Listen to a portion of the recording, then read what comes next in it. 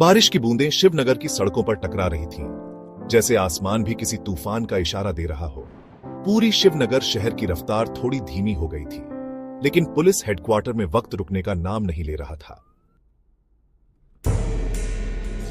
IPS विवेक शेखावत, एक ऐसा नाम जो अपराधियों के लिए खौफ और मासूमों के लिए उम्मीद था। विवेक का यकीन था कि अपराध से लड़ने का सबसे बड़ा हथियार है दिमाग, न कि बंदूक। लेकिन इस बार उसके सामने जो चुनौती थी वो उसकी समझ से परे थी।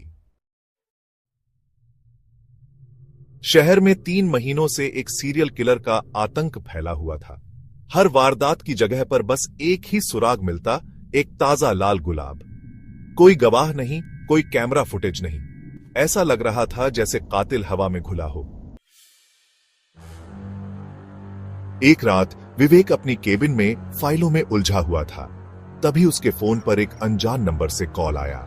दूसरी तरफ धीमी, कांपती हुई आवाज ने कहा, अगर सच जानना चाहते हो तो काली गली आओ, अकेले।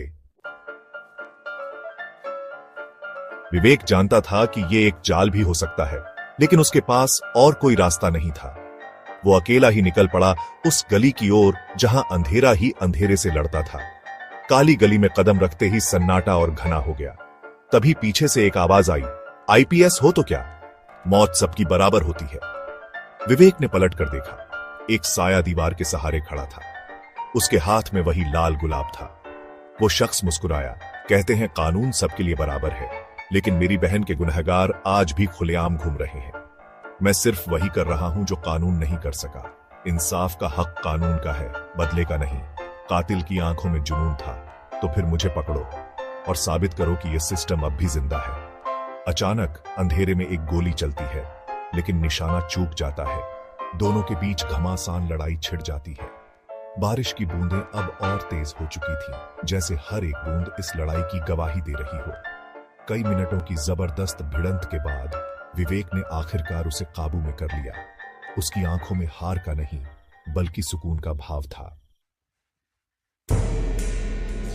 अगले दिन की हेडलाइंस थी, आईपीएस विवेक शेखावत ने सीरियल किलर को गिरफ्तार किया। लेकिन विवेक के मन में हलचल थी। क्या उसने एक कातिल को पकड़ा या सिस्टम से टूटा एक इंसान? कई सवाल अब भी जवाब मांग रहे थे। शायद यही वजह है कि कुछ कहानियां पूरी नहीं होती, बस अधूरी जीत बनकर रह जाती हैं।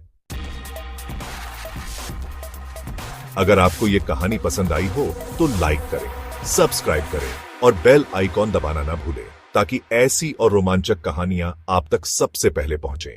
धन्यवाद।